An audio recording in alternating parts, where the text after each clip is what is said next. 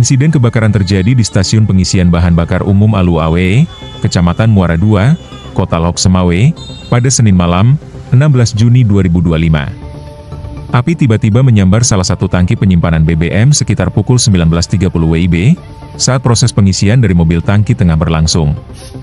Saksi mata di lokasi, Saiful MDA, mengatakan kobaran api muncul secara mendadak tanpa diketahui titik asalnya.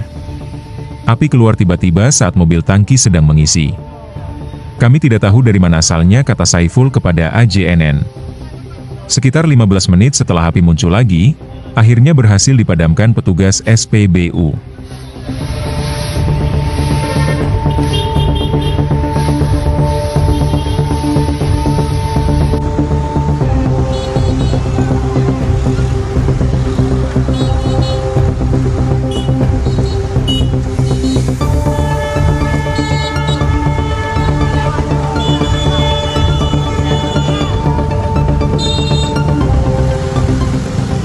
Ya, tadi waktu ada pengisian bensin dari minyak pertalit dari mobil tangki dari Pertamina, kemudian tiba-tiba muncul api. Kita nggak tahu dari mana muncul api tiba-tiba dan melahap begitu cepatnya.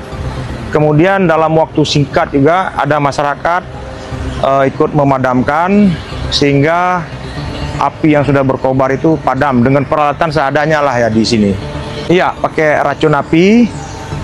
Ada beberapa racun api di sini yang digunakan sehingga api mudah dikendali tadi dan tidak ada kerugian apa-apa.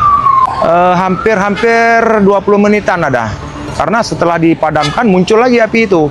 Setelah mati muncul lagi. Ya, sempat panik kan masyarakat banyak di sini kan lagi menikmati kopi dan ada sebagian lagi mengisi bahan bakar, tiba-tiba muncul api kan panik ya.